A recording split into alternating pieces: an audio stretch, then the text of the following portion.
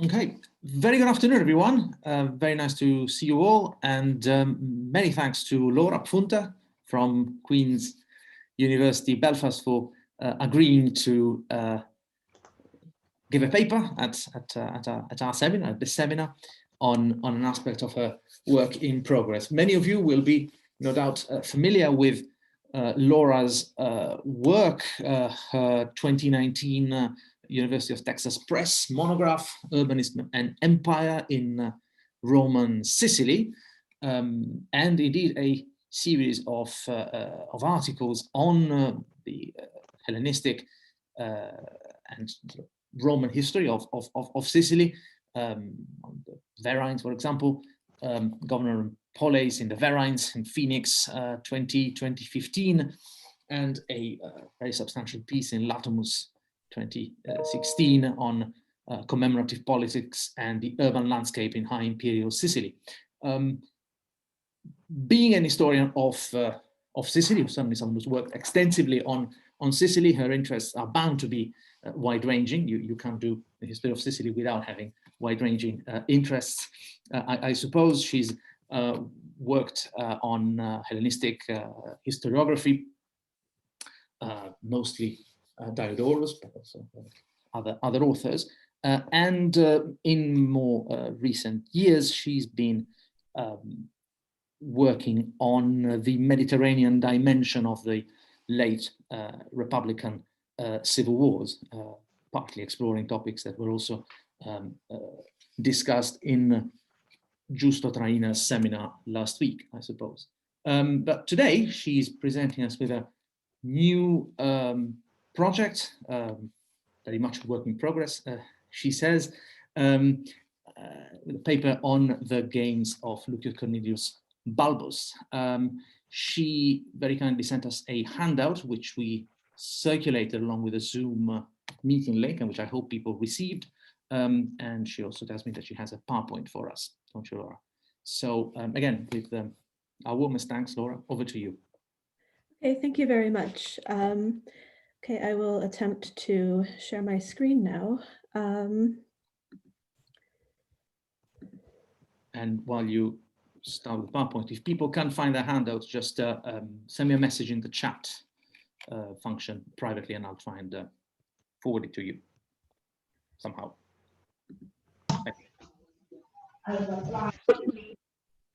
Okay, are you seeing my PowerPoint now, or? Yeah, we can see the slides, Okay. rather than, one big slide, which is probably what you would want to. Oh, I guess I'll maybe. Yeah. All right. Okay. All right then. Okay. All right. Yeah. So thank you very much again for the opportunity to present to this seminar. So this paper is, as Federico alluded to, it's kind of a very small part of my current book project, which I'm sort of slowly getting underway, on the provincial dynamics of Roman civil warfare in its aftermath in the late Republic and early Principates. One of the chapters focuses on the Iberian Peninsula, obviously a really vast and diverse area whose communities had quite varied experiences of Roman civil warfare and its aftermath. And those experiences can be difficult to recover in a consistent way in the long term.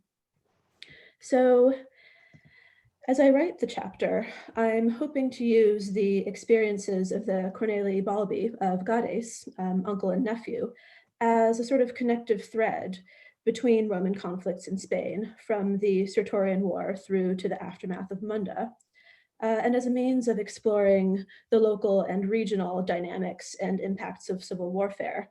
And this paper is intended as a preliminary test of this approach. The Balbi are unique amongst families of provincial origin, not only in the prominent role they played in Roman politics of the late Republic and early Principate, but also in the amount of evidence we have for their activities in Rome and in their hometown of Gades, especially Cicero's speech in defense of the elder Balbus when his Roman citizenship was contested in 56 BC, and a letter that Asinius Pollio wrote to Cicero 13 years later, describing the younger Balbus's activities as quaestor in Hispania Ulterior, which forms the focus of this paper. So even though their careers were in no means typical for provincial elites of the period, they do provide some insight into the relationship between local and empire-wide politics in the Civil War period, and particularly into how local conflicts and rivalries could potentially feed into broader Roman civil conflicts. So just for a bit of background, Balbus the Elder was born in Gades, modern Cadiz, a port city of Phoenician origin on the Atlantic coast of Hispania Ulterior, with a long history of alliance with Rome. He acquired Roman citizenship for himself and his family from Pompey as a reward for his efforts in the Sertorian War, so he became Lucius Cornelius Balbus. He was famous, or even notorious, for his rise to political prominence through his connections to Pompey, and particularly to Julius Caesar, for whom he served as praefectus fabrum on more than one occasion. Balbus the Elder managed to successfully navigate the turbulent last years of the Republic and the Triumvirate, acting as a mediator between Caesar and his opponents, managing Caesar's affairs in Rome, and then after Caesar's assassination, coming on board as an early supporter of Octavian. His nephew was also an active supporter of Caesar in the civil wars, who went on to achieve some success under Augustus. Uncle and nephew achieved an impressive and famous set of firsts for provincials. Balbus the Elder was the first consul who was not born a Roman citizen. He held a suffect consulship at the end of 40 BC. And Balbus the Younger was the first person to triumph who was not born a Roman citizen, and the last private individual to do so in 19 BC, ex-Africa. Here I'm mainly interested in the Balbi not as clients of leading Romans like Pompey and Caesar, but as political actors and power brokers in Gades, and perhaps even further afield across the Strait of Gibraltar. And I want to explore how their Roman careers related to their activities in Gades. Balbus the Elder's continued links to Gades and his influence there has already been considered in some depth, and I've listed some of those works in the bibliography on the handout. But his nephew is somewhat more enigmatic. So my focus for the rest of the paper is on Balbus the Younger, and on a series of striking incidents that Asinius Pollio reported to Cicero while Pollio was governor of Hispania Ulterior in 44 to 43 BC. Pollio and Balbus were posted to Ulterior at a quite difficult time. Following the Battle of Munda, the death of Gnaeus Pompeius, and the escape of Sextus to fight another day, Caesar spent several months in the peninsula before departing for Rome in the autumn of 45 BC, and I'll return shortly to his activities during those months. He left behind governors with reduced military forces to deal with the more substantial remnants of the Pompeian opposition under Sextus. First, according to Appian, Carinus was sent to Ulterior to continue the war against Sextus. Pollio may have accompanied him as legate, and he succeeded Carinus as governor in the spring of 44. In the aftermath of the assassination of Caesar, Pollio carried on the war against Sextus, largely unsuccessfully, according to Cicero and Dio, until Sextus departed the peninsula under terms negotiated by Lepidus and eventually made his way to Sicily. Balbus likely accompanied Pollio as quaestor in 44 and remained as proquaestor in the following year. Pollio and Balbus were roughly the same age, in their early 30s, at the time of their service in Spain. Though we know more about the course of Pollio's career, it's clear that both men had served Caesar since the early stages of civil war.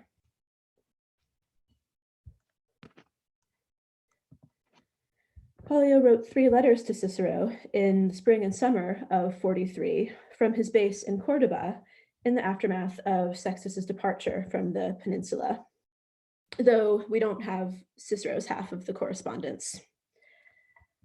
There's a lot going on in these letters, as Fletcher, Bosworth, and many others have emphasized. Pollio seems to be trying to distance himself from Caesar, and particularly the dictator's most autocratic tendencies. He's also trying to justify to Cicero his own lack of action in response to recent events in Italy. He's also engaging in a sort of Ciceronian discourse about good governance in challenging times. So the letters have been examined for the potential insights they provide into Pollio's writing style, since they're the most extensive of his writings to survive, and for insights into his political outlook in the aftermath of Caesar's death.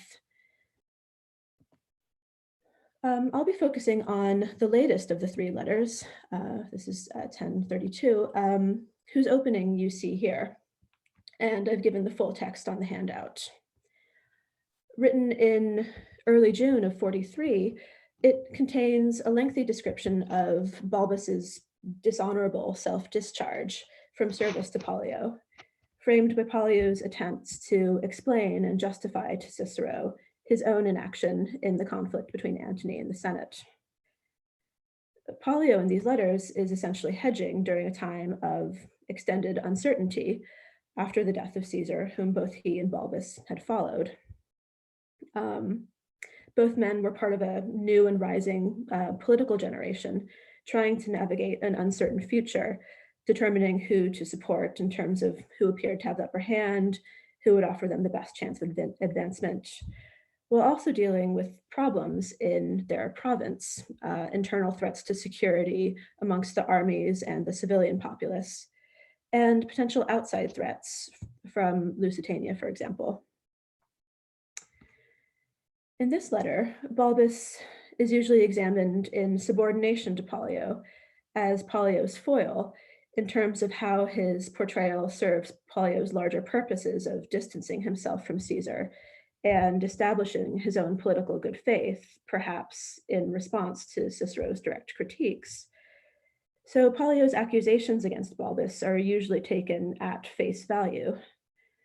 But I'm interested in how Balbus's actions can be understood from his perspective in terms of what he's trying to accomplish in Gades, and perhaps more broadly in the political networks he was a part of in Spain and across the Strait of Gibraltar. So I'm kind of thinking about how local power brokers like Balbus navigated the shifting dynamics of Roman civil warfare at home, in his case, apparently successfully in the long term.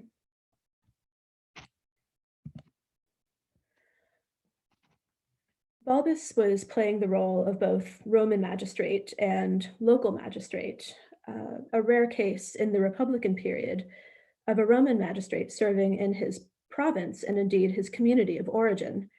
There are perhaps a handful of comparable examples we know anything about, like Caecilius Niger, who was the quaestor of Verres at Lilybaeum and a native of Sicily.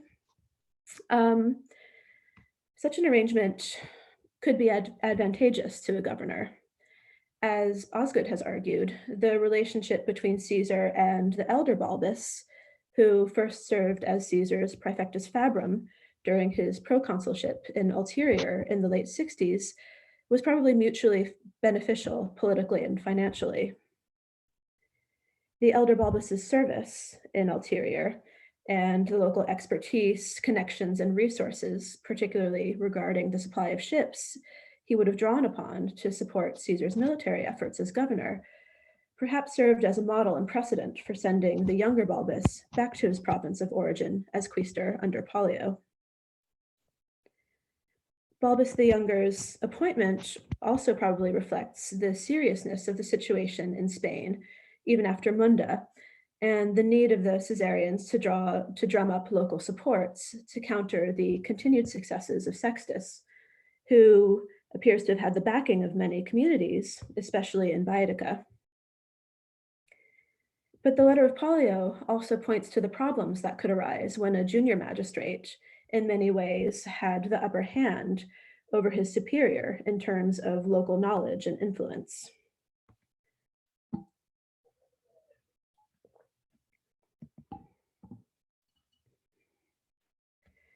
But I think it's also important not to accept Pollio's complaints completely at face value. Although Balbus's actions, namely his failure apparently to pay troops before departing with his treasury, may have created problems for Pollio, there's not much else in the letter to suggest that Balbus was acting directly against Pollio's or against Caesarian interests. Rather, Balbus seems to have been pursuing a different and independent strategy of hedging, with which Pollio was uneasy, but about which he could do very little in response.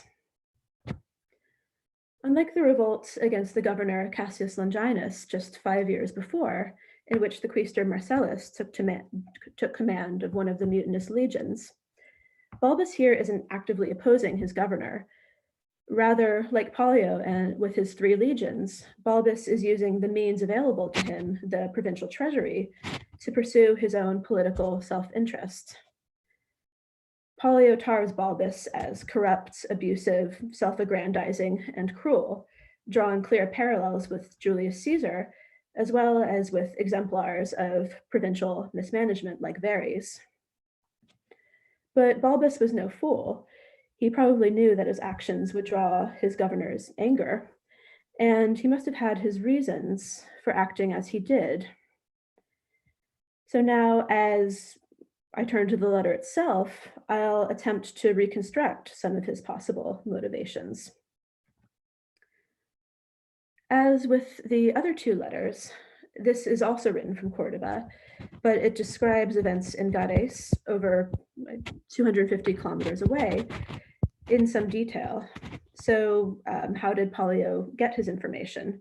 He clearly didn't witness the events himself, so they must have been reported to him, perhaps by someone hostile to Balbus.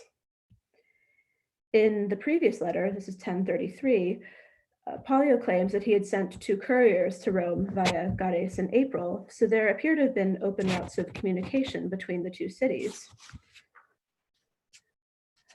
There's also a question of what was the timing of the events narrated by Pollio? How recent were they? I see no reason to believe they weren't relatively recent, so perhaps occurring within the last few months. Pollio opens with news of Balbus's apparently recent departure for Mauritania after a weather delay at Gibraltar, which is something I'll get back to.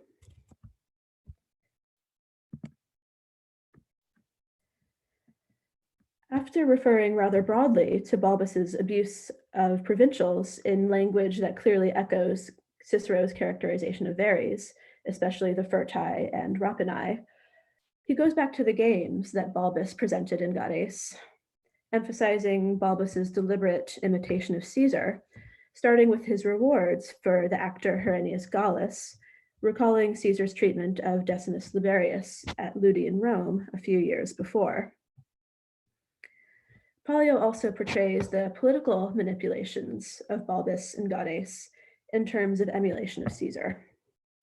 The excessive term of office he gives himself, the 2 years as quattuor, his deciding of magistracies for years in advance, and his return of exiles. In the last action, Balbus is perhaps even outdoing Caesar by restoring particularly violent men whose exile had been of long duration.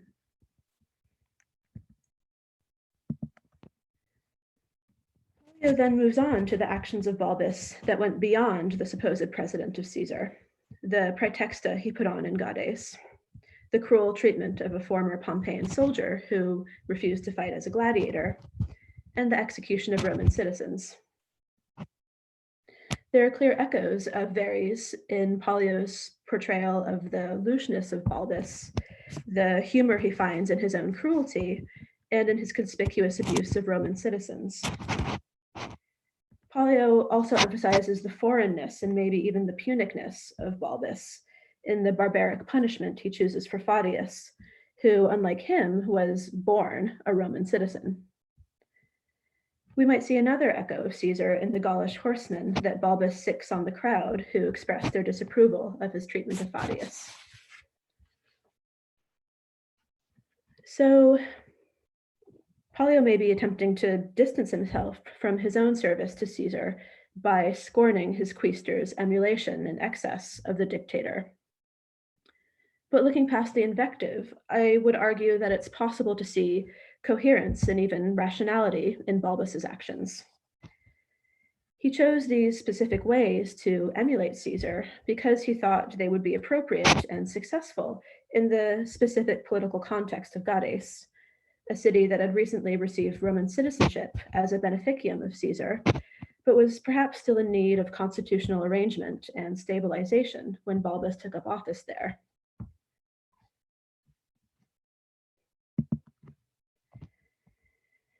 In order to understand the local ramifications of Balbus's actions, it's necessary to step back to look at Caesar, his relationship with the elder Balbus, and the political legacy of the two men in Gades. In what we know of the history of the town in the 60s through the 40s, it's difficult to separate the influence of Caesar from that of the elder Balbus. The elder Balbus may have become acquainted with Caesar during the latter's service as quaestor in Ulterior in the early 60s, but they certainly formed an alliance by the end of the decade when Caesar returned to the province as governor. The two men likely collaborated during Caesar's governorship to make some financial and constitutional changes in Gades that would have benefited Balbus, but perhaps incurred the opposition of other political factions. We can see these simmering local rivalries in Gades playing out in the trial of Balbus in Rome in 56 BC. Although Cicero is keen to indicate the support that the ruling class of Gades has shown for Balbus before and during the trial, he also indicates that the prosecutor is another native of the town who had acquired and then lost Roman citizenship. And the case for the prosecution hinges in part on a local political controversy, whether or not Balbus had received his home city's permission to accept Roman citizenship. Around the same time of the trial of Balbus in Rome, the political dynamics in Gades appear to have shifted briefly but dramatically. This is Pollio's reference to the seditiosi who orchestrated the massacre or expulsion of the town council and were subsequently exiled. I'll return to this incident shortly. So to move ahead in time, Gades had played a pivotal role in the Spanish phase of the First Civil War, quickly expelling the garrison installed by Varro when word came of Caesar's arrival in Ulterior. After the surrender of Varro, Caesar returned to Gades, where he restored the treasures of the Temple of Hercules that Varro had previously confiscated. Although Caesar doesn't mention it himself, Dio and others indicate that at this time, he also gave Gades the unprecedented reward of Roman citizenship, and it's generally assumed that the town became a municipium.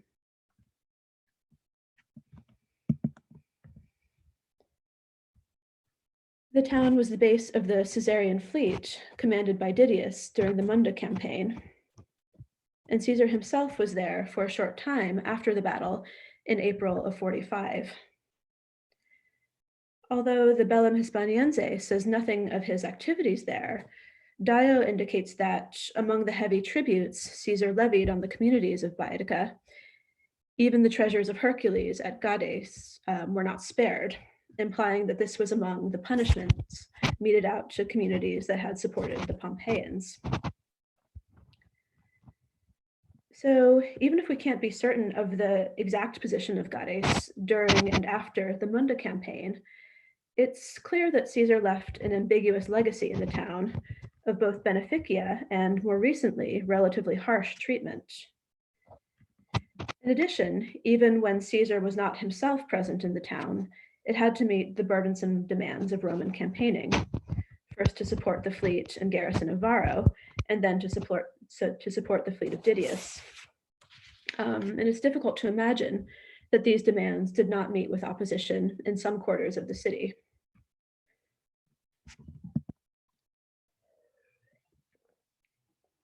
So in the aftermath of Caesar's death, Balbus faced a challenging political landscape, not only back in Rome, as Pollio did, but also, it seems, in his hometown. The nature of Balbus's position as both Roman magistrate and local magistrate is not completely clear. It has been proposed that his position as quattuor was an honorific quinquennial appointment intended to hold the census and to complete the constitutional arrangements for the municipium initiated by Caesar that may have been delayed by civil war. Even if we can't be so precise about the nature of Balbus's appointment, in this position, he certainly had an opportunity to stabilize and to steer to his own advantage a local political order that perhaps hadn't been firmly loyal to the Caesarian cause and to his family's interests in recent years. The extension of his term as quattuor and the returning of his supporters to office for the next 2 years were ways of ensuring the security of government in his and his family's interests in light of recent upheavals, certainly beyond and possibly within the town. The circumstances of his restoration of exiles, the seditiosi, are a bit more obscure, but presumably, again, Pollio didn't have to spell out the details to Cicero of all people. Some have argued that these were friends and supporters of the Balbi, but if this is the case, it's difficult to see why they would have felt compelled to violent action and what they hoped to achieve, since Balbus the Elder had the clear backing of the most powerful men in Rome. And then, for the same reason, why had it taken so long to restore them from exile? Also, if this were the case, then the parallel with Caesar wouldn't hold. I think it's more likely, as Weinrib, Osgood, and others have suggested, that Balbus is restoring exiles who had been opponents of his family. So men who had acted opportunistically around the time of Balbus the Elder's trial to overthrow the majority in the town council who supported Balbus, but who misjudged the situation and ended up exiled for their actions. So if this is the case, it could be an attempt by the younger Balbus to promote political cohesion, appease his potential opponents, and heal political wounds created by the most recent actions of Caesar in Gades. Pollio also speaks of recent exiles, exules orum temporum, but it's not clear, at least to me, that here he's referring to the situation specifically in Gades. But it may be possible to understand a reference to more recent episodes of unrest in the town connected to the civil wars of the past 5 years.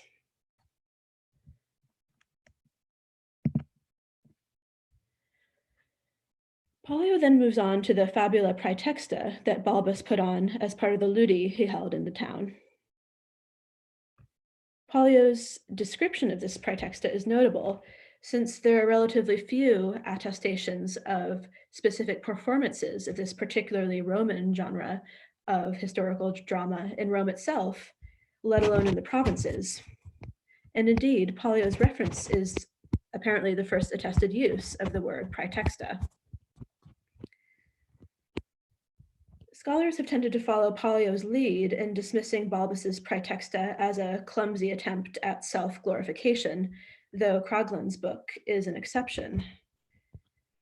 But this play wasn't just meant for an audience at Gades. At the end of the letter, Pollio refers to the praetexta again, indicating that it is circulating in Rome amongst his inner circle. But given the effort and expense involved, Balbus would have had substantive reasons for staging a performance in his hometown at this particular moment, other than simply boosting his own ego. As Krogland and others have pointed out, the praetexta had been a politically potent genre in its heyday in Rome in the Middle Republic, when plays celebrating the achievements of victorious generals like Marcellus and Fulvius were performed amidst contentious debates over the awarding of triumphs.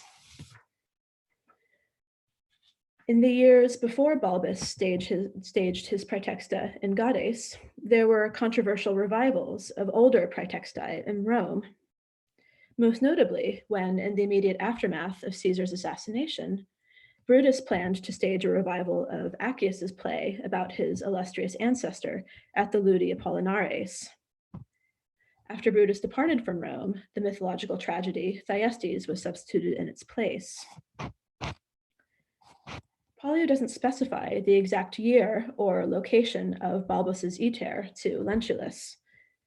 Presumably, the circumstances would have been familiar to both Pollio and Cicero and didn't need explanation. But we get more detail on this incident from Velleius Paterculus. Velleius portrays Balbus making dangerous forays into the Pompeian camp at Dyrrhachium in 48 BC to win over the proconsul to Caesar's side, and implies that Balbus's lack of success was down to the greed of Lentulus. Although it's nowhere stated explicitly, Balbus may have been chosen for this mission due to his family's links to Lentulus when the latter was serving in Spain during the Sertorian Wars. So it's a possibility that they took their gentilition from this Lucius Cornelius Lentulus Crus. But then why put on a play about a relatively minor event that took place far from Gades, in which Balbus couldn't even claim success? The choice of genre may be significant in a town that had recently received Roman citizenship thanks to Caesar. As the name suggests, these plays were traditionally about the actions of Roman magistrates presented to Roman audiences. But the purpose isn't simply to celebrate the alliance between the Balbi, uncle and nephew, and Julius Caesar. I think the goal is also to present Balbus as a diplomat and would-be peacemaker reaching out to the other side. So I wonder if this could be a way of showing his good faith to the ruling class of Gades, justifying controversial measures such as his restoration of exiles, and winning support from potentially skeptical citizens in a still divided town. In light of the course that the Civil War took after Dyrrhachium, the play might also have contained an implicit message to potential opponents of Balbus to make the correct choice, accept Balbus's overtures now, and avoid the fate of Lentulus and the supporters of Pompey in general. Though Pollio mocks Balbus's pretensions, Velleius presents this episode as Balbus's finest hour and as the foundation of his later success, his pontificate and his triumph. So Balbus's self-fashioning, and as Kragelin suggests, perhaps also his deprecation of Lentulus, seems to have been successful in some quarters at least.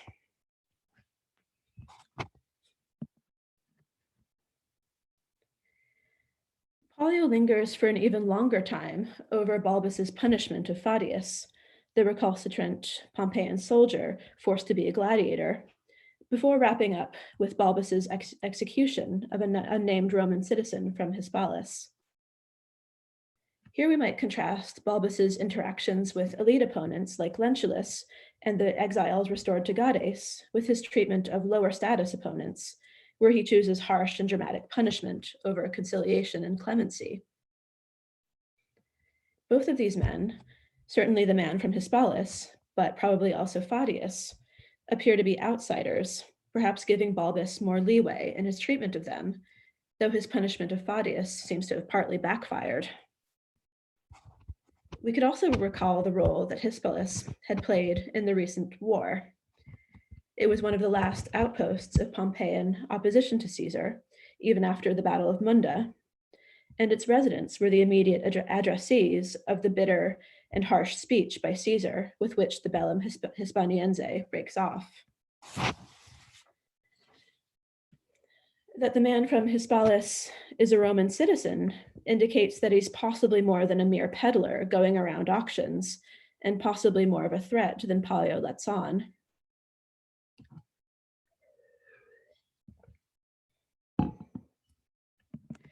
This is the last we hear about Balbus from Pollio. After complaining at length to Cicero that his army has been infiltrated and undermined by agents of Antony and Lepidus, Pollio concludes by emphasizing his own proper behavior in his province. But here and throughout his correspondence with Cicero, he leaves many aspects of his situation as governor obscure. For example, he says nothing about the situation in Cordoba, where he was based, which had recently been a hotspot of conflict. At the outset of the war with Gnaeus Pompeius, the residents of Cordoba had been divided in their support of Caesar and the Pompeians. After Pompeian troops fled to the town after the Battle of Munda, Caesar had pursued them there and surrounded the town with his army.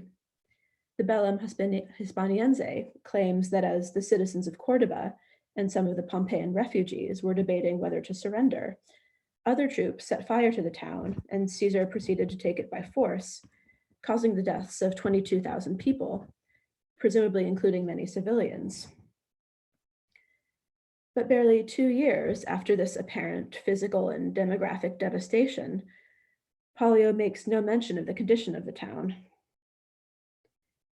And although he belittles Balbus's efforts in Gades, he makes no mention of his own efforts to restore order to the province and to secure its loyalty, for example, by carrying out the program of colonization that Julius Caesar had envisioned in Cordoba, Urso, and other towns. Instead, his letters show him mainly looking outside the province to the west, but not wishing to commit and to show his hand too early.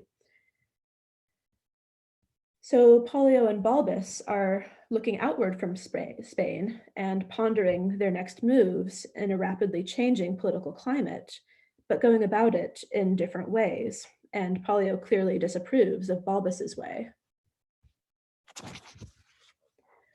While Pollio appears to be distancing himself from Caesar, Balbus is drawing himself closer to Caesar. Pollio is looking west to nearer Spain and to the Gauls and to what their governors were up to, while Balbus, at least in the short term, is looking south across the Strait of Gibraltar. So why would Balbus go to Bogod in Mauritania? This may be too much of a stretch, but I wonder if Balbus presented his praetexta as a way to justify and gain support for an upcoming mission to Bogod in Mauritania, which might require the financial and logistical support of the town, especially for his ships. There were precedents for Mauritania as a sphere of activity for magistrates in ulterior in the civil wars. The Kingdom of Mauritania was also experiencing internal strife at this time, and the Roman and Mauritanian civil conflicts frequently intersected in the 40s and 30s. Mauritania was split between the rival kings Bogod in the west and Bocchus II in the east. Both were descendants of the Bocchus of the Jugurthine War, who were contending for control over the entire kingdom. Both kings had links to both Caesar and Pompey. In the civil war, Bogod broke for Caesar, while Bocchus ultimately lent his support to Pompey. In 48, Caesar had ordered Longinus to cross over to Mauritania and proceed to Numidia to make an expedition against Juba, who had allegedly sent troops to Pompey and was preparing to do so again. This mission was thwarted by the mutiny led by his quaestor Marcellus. Longinus appealed to Bogod for help against this uprising, to which Bogod responded with a rather ineffectual mission across the strait. Just a few years later, Gnaeus Pompeius had unsuccessfully attacked Bogod's kingdom before crossing over to Ulterior. At Munda, Dio claims that Bogod personally fought in Caesar's camp, while Bocchus sent his sons to campaign with the Pompeians. So Balbus has at his disposal the provincial treasury and an unknown number of ships. So perhaps he's crossing to Mauritania on a personal diplomatic mission as much as he's making an escape from his province. At the time of Balbus's crossing, it may have been unclear which position, if any, Bogod would take towards the various Roman factions, and Balbus himself may also have been undecided. There was also the potential that Balgud could act opportunistically to raid the towns of Ulterior, especially in the absence of a strong Roman military presence in the province. Pollio was, after all, deliberating leading the legions out of his province. So Balbus may also have been acting in the interest of Gades to prevent any such action by Balgud, at least for the time being. In any case, Balbus could probably be sure of a reasonably warm reception in Balgud's kingdom. The social, political, and economic ties between Gades and Mauritania were of long duration, and the commercial elites of Gades, like the Balbi, would have had long-standing links with the cities of Western Mauritania.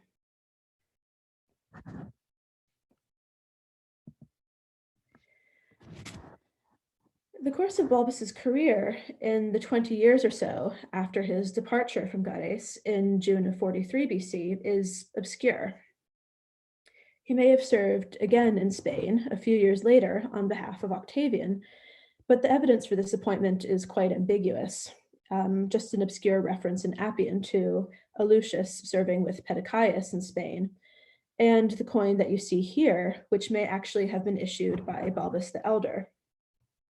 But in either case, it's interesting that the reverse features the Club of Hercules, an allusion to the origins of the Balbi. Some scholars have seen Pollio, Balbus, and Balgud as united in their backing of Antony at the time when Pollio wrote his letter. Others attribute Pollio's hostility to Balbus partly to the former's backing of Antony, while the latter supported Octavian. In any case, the extent and duration of Balbus's support for Antony is not clear, though like Pollio, he eventually found himself in the favor of Augustus. It's possible that he is the Lucius Cornelius listed as suffect consul for 32 BC, but there are other more probable identifications. Broughton and most others propose Lucius Cornelius Cinna. More is actually known about Balgud's activities over the next decade, but I would argue that, like Balbus's supposed misbehavior in Gades, the subsequent interventions of Balgud in Ulterior can be seen as acts of opportunistic self-interest, as much as, or perhaps more than, acts of loyalty to a particular Roman side. He may have attacked the province in 41 at the behest of Antony. More clearly attested in Dio is his incursion in 38, either at his own initiative or on instructions from Antony.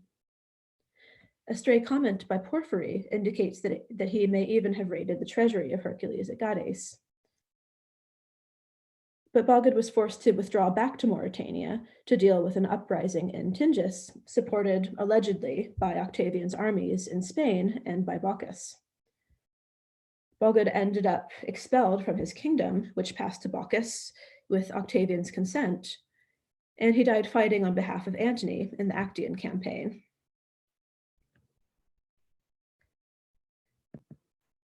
But I think to understand the shape of Balbus's later career, we can profitably return to the opening of Pollio's letter to Cicero.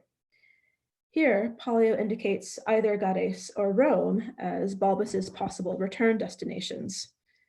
And I think we can see the outlines of parallel careers for Balbus in his hometown and in Rome that fed into and complemented each other.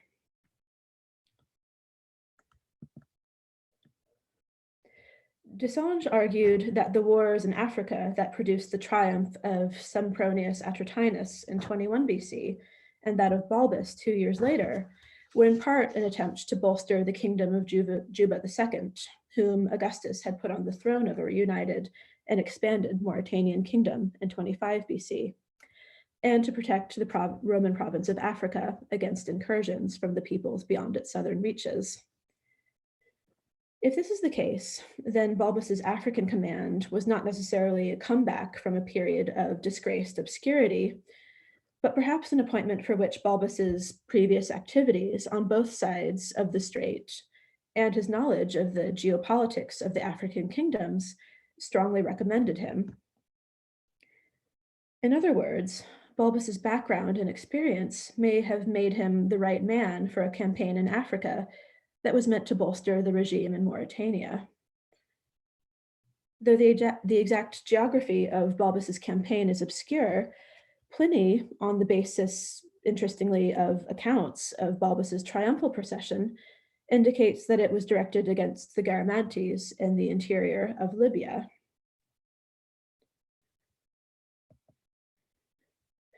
We've seen in the accounts of Velleius and Pliny, and we see especially in Strabo's description of Gades in the early Principate, that the significance of Balbus's triumph was subsequently viewed primarily through the lens of his origins in Gades, and his success was in turn reflected back in his relationship with his hometown.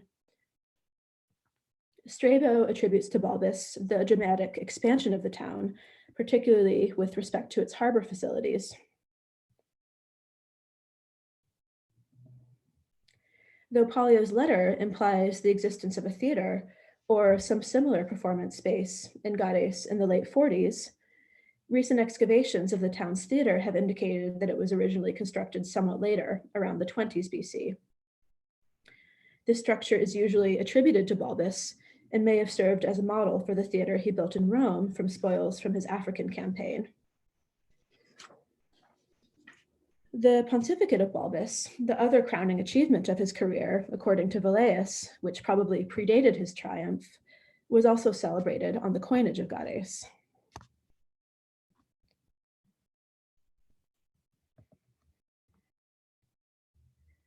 Another indication of the continued interplay of the regional and imperial in Balbus's career is his role as patron of the colony of Norba Caesarina in Lusitania after his triumph.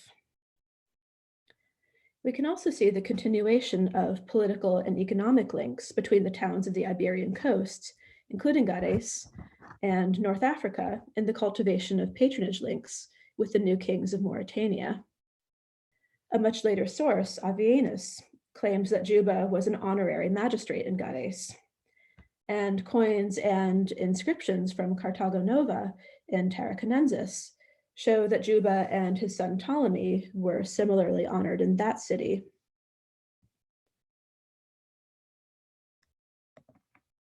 So, to conclude, I would like to suggest that Balbus's activities in Gades are not just a simple case of a quaestor gone rogue, as Pollio presents them, but that they should be seen in the context of the ambiguous legacy that Balbus the Elder and Caesar had left in the town, and of the lingering divisions within the province and within Gades in the aftermath of the protracted and difficult wars against the Pompeians. Moreover, Balbus's departure from Mauritania is just one instance in a long history of contacts and movements, both commercial and military, across the Strait of Gibraltar, a crossing whose strategic significance intensified in the Civil War period. Although Balbus's Roman career is obscure for the next 20 years, its subsequent high point, his triumph, can be understood in relation to his history with and his continued involvement in the affairs of his hometown. And from this point of view, it looks more like the culmination of his previous experience and expertise than a comeback. Finally, I'd like to suggest that although the Balbi, uncle and nephew, are unique and exceptional in many ways, they and other men with striking and unusual careers, like their Greek and Pompeian counterpart, Theophanes of Mytilene, and in a different way, men like Citius and Labienus, put a spotlight on the local, regional, and even international, for lack of a better word, dimensions of Roman civil warfare, particularly at the edges of empire, that are worthy of more attention. And yeah, I thank you for your attention. Thank you so much, Laura. It was incredibly rich and, well, I also found it compelling. I'm sure there'll be questions and comments, and perhaps the chat function, as usual, can be the easiest way of signaling your interest. While people collect their thoughts, quick question. The whole Pollio letter is utterly remarkable in all sorts of ways. I was wondering whether anyone, whether you or others, have made anything of what the poor Fabius says. Civis Romanus natus sum, right? Mhm. I mean, how common is that expression in Latin literature? It's, you know, civis Romanus sum would be a much more obvious thing to say. Clearly there he's having a go, or he's reported to have been having had a go at Balbus, who of course has a different story. What are people made of it? Is it an expression that's attested elsewhere, as far as we know? Yeah, yeah, I guess it's usually taken as this kind of, claim to the privileges of Roman citizenship that we kind of usually think of, this sort of legal privilege. But I actually don't know how widely attested it is in this period. Yeah, I mean, the thing that strikes me, of course, is the natus rather than. Yeah, no, that is striking. Yeah. Yeah, I don't know, but yeah, it certainly does seem to be kind of a dig at Balbus. Yeah. Which, yeah, might have been pointless, but was certainly gutsy. Yes. Other questions? Thoughts?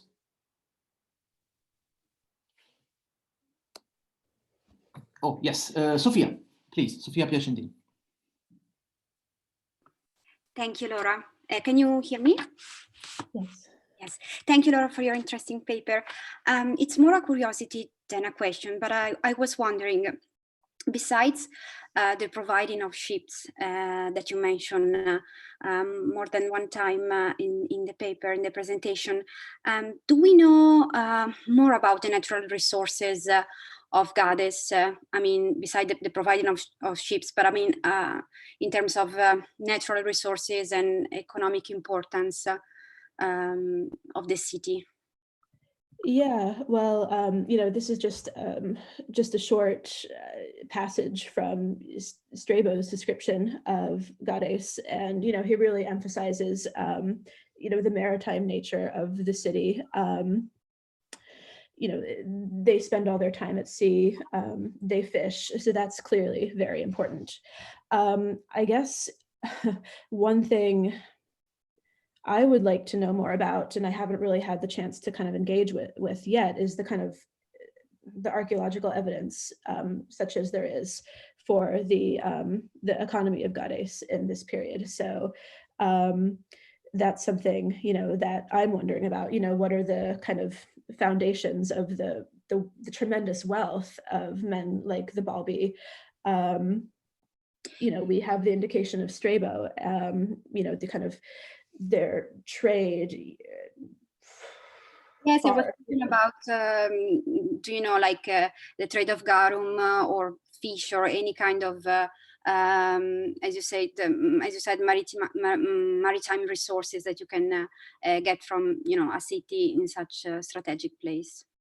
Yeah, I mean, I think even further afield, tin, perhaps, as far away as the Isles of Scilly. So, I mean, that's kind of speculative, but kind of, apparently going way out into the Atlantic to Madeira and the Canary Islands. This is the kind of extent, supposedly, of the reach of the ships of Gades. Mm-hmm. Thank you. Thanks.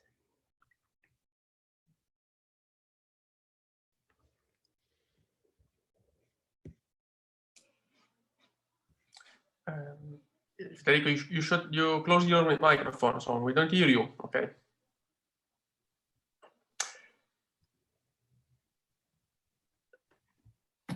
Lewis, over to you. Hi, thank you so much for such a wonderful presentation, Laura. I had a question about Balbus's weeping. Can you hear me? Sorry, I just should have checked that first. Do you think that Balbus might have been working with some kind of models there? Aemilianus's weeping at Carthage, or Caesar and Alexander, perhaps, as Plutarch said? Is there something going on there with some kind of exemplum or exemplar?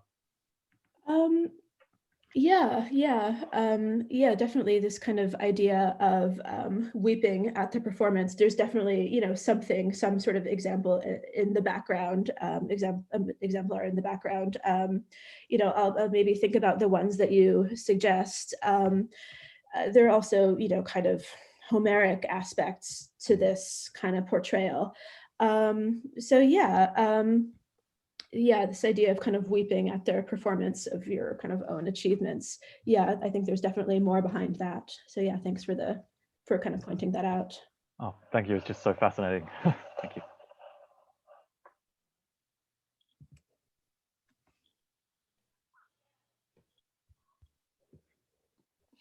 Amy. Hi there. Thank you, Laura, very much. My question is prompted by the very last thing you said.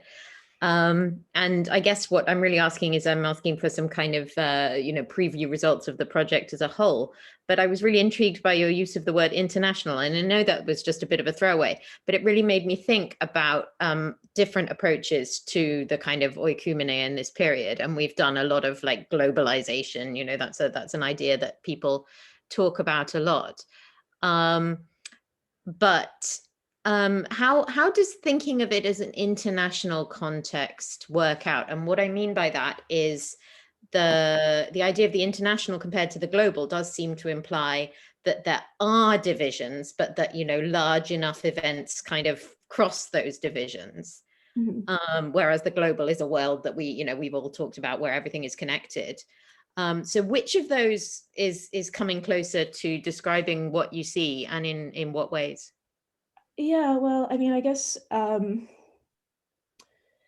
sort of thinking about it in a different way, because I think kind of this relationship across the Strait of Gibraltar, these are interactions that it's not quite right to call them international or kind of regional.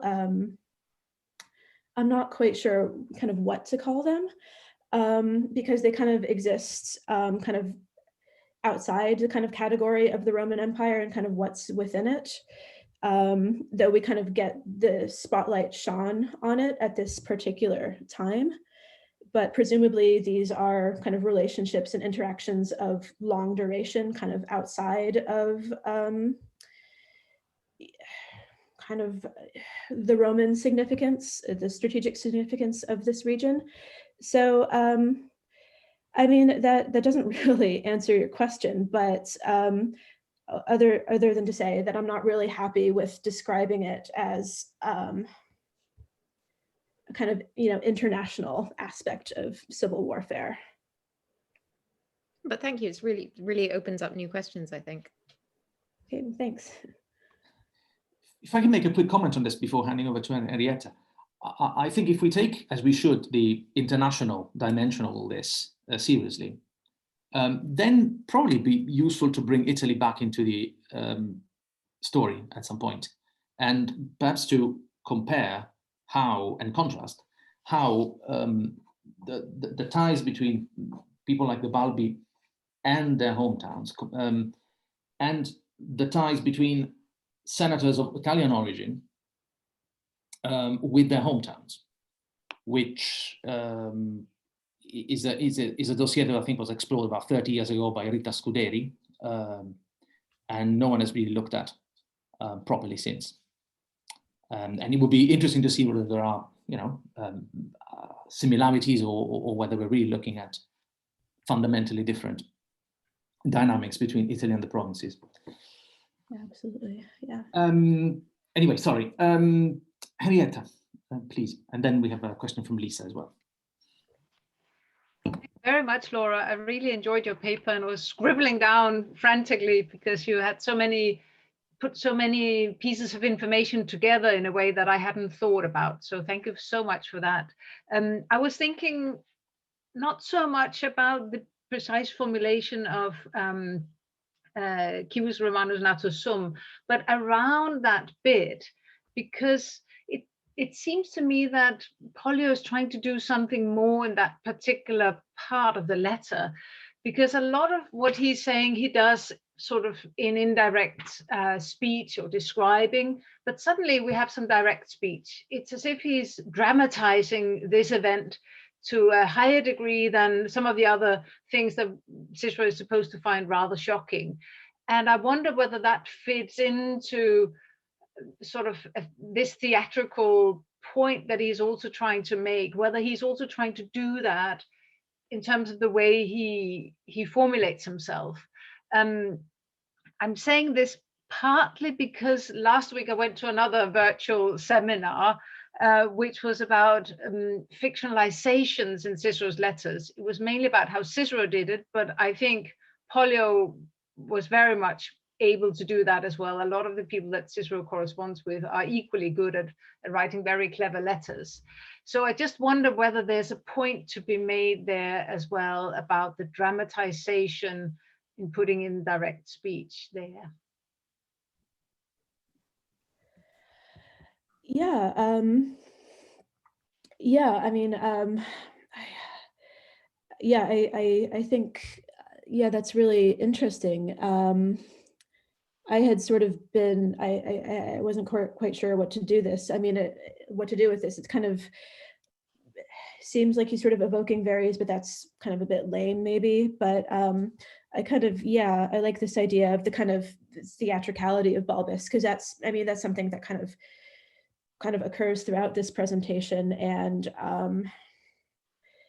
I guess Balbus kind of gets a sort of reputation for this kind of further down the line with his sort of triumph and then his activities in Rome. So yeah, it does seem to be kind of an aspect of his portrayal.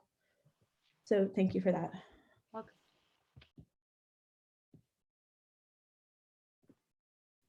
All right, I'll just come in then. Okay, great. Thank you, Laura, so much. I really enjoyed your paper. And sort of, I think, as Henrietta said it, I was also taking down a lot of notes, but mainly for me because, you know, looking from the Greek East, you seem to be describing a lot of phenomena that I think there we have documented as well, but maybe from different perspectives. Mm-hmm. And so, I mean, so really, so, you know, looking from that perspective, my question to you would be, so if I read Greek honorific inscriptions, you know, for essentially the Greek equivalents of Balbus, you know, they never get that triumph, but, you know, at some point no one gets that triumph, but, you know, they end up being fairly successful at Rome. They're always being honored for getting things done for the city. So that's, you know, really this question of relationship to the hometown through the friendship with the hegumenoi, with the powerful Romans. So and this phrase, this sort of instrumental view of friendship there really recurs, and I find that really interesting because I think it says something about their power also locally, and that it's really predicated on them being able to show and constantly demonstrate that they have these really, really good inscriptions with the most powerful Roman, right? And so if for a while you're friends with Caesar, that's just really, you know, the great thing. But sort of from the Greek East, it then looks, well, once Caesar dies, it's not just that then it's not clear who'll have power at Rome, but suddenly your own power, you know, also locally, and your status and your position is sort of really up for grabs. And they're like, for example, in places like Laodicea, I find it very interesting that I think at 2 occasions you mentioned that the Balbi might actually just also have local enemies and local opponents. And in a place like Laodicea, you can track the different local families. They sort of put their, how do you say it? You know, they try to win out locally by having connections to different Roman families. Mm-hmm. And so I was wondering if some of the things, you know, this huge spectacle that Balbus is sort of putting on in Gades, if one couldn't also, you know, read it, you know, essentially as a really desperate attempt to show that in spite of Caesar having died, you know, he's still the person who can do, you know, who can do it all, who can sort out, you know, he's still the most powerful guy, you know, and that maybe also his attempts to gain, you know, to make alliances with Mauritania sort of could be seen from that angle. You know, in a situation where things are up for grabs in Rome anyways, you really focus on building local alliances. Is that how you would see it as well, or might there be some evidence for this even in Gades? Yeah, I really like that a lot. Yeah, kind of changing the cast of this episode to kind of see it more in terms of the kind of potential danger and desperation that Balbus is in, kind of with respect to his own position. Yeah, so I really like that. I'm not, I'm not sure that the other evidence for Gades and its relationship with Balbus at this particular period is there, unfortunately. So we don't have the kind of epigraphy that you would have for the Greek East, but yeah, I really like, that kind of way of casting that episode. Yeah, so thank you. Yeah.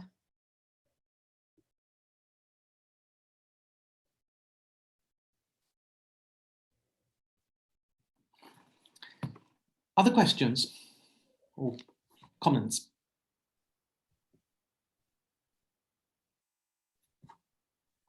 Right. Well, if there aren't other questions, I think we should thank Laura very warmly indeed for this. Sorry, Louis has a question. Oh, sorry.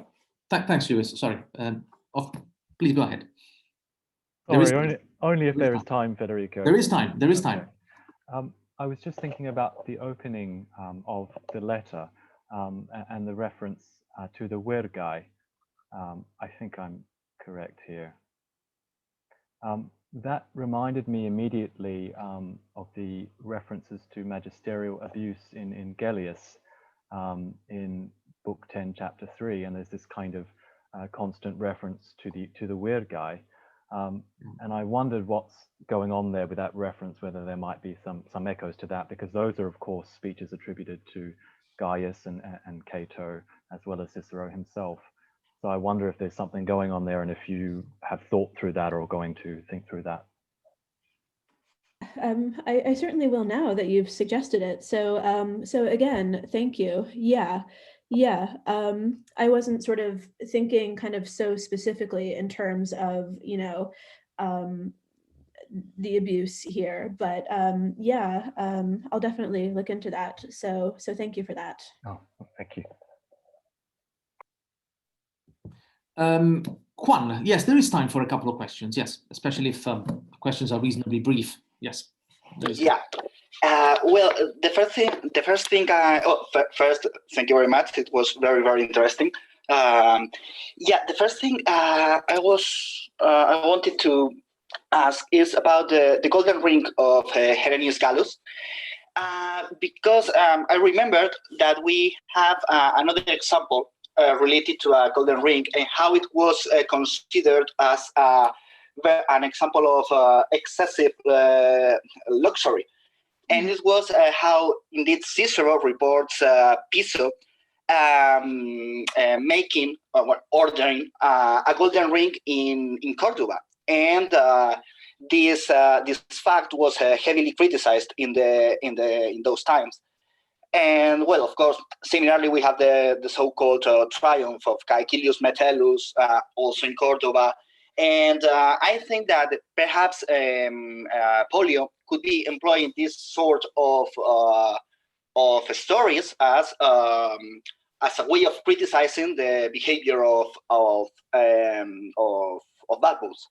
So he was just following a trend very common in these examples of luxurious in Spain, indeed. Yeah, that's great. Thank you so much. Yeah, yeah, I wasn't aware of that kind of more kind of local context for this. So yeah, thanks very much. That's great. And do I have time for another question? Yeah, and I was thinking also about these movements of Balbus in Africa and how he crossed the Strait of Gibraltar. And actually, I was thinking that all these movements really remind the military movement, the military campaign of Sertorius, when once he lost the province of Kiterior, he crossed to Africa. Indeed, he also sieged and took over the city of Tingis, which seems to be indeed the key of the Strait of Gibraltar.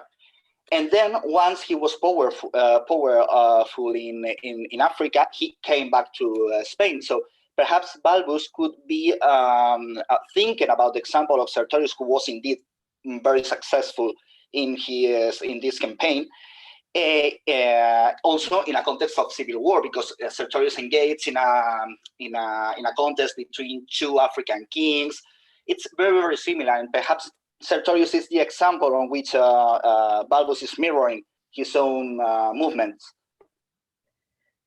Yeah. Again, thank you very much. And yeah, that's absolutely. Yeah, that would be kind of a very sort of logical kind of precedent and example for Balbus to be following. So yeah, and this idea of kind of moving back and forth is there too. So yeah, thank you very much for bringing that up. Yeah, thank you.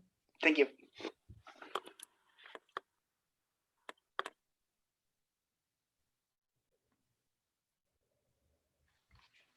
Right. If there aren't other questions or other comments, I'm also conscious that Laura has a class in a few minutes' time, I think there is time to thank her again very warmly for this brilliant paper, which has stimulated a number of questions and remarks, and which really has shown how this dossier is central to the understanding of all sorts of major issues in late Republican history. So thank you very much indeed, Laura. It's been thank you very much. Thanks very much. Right.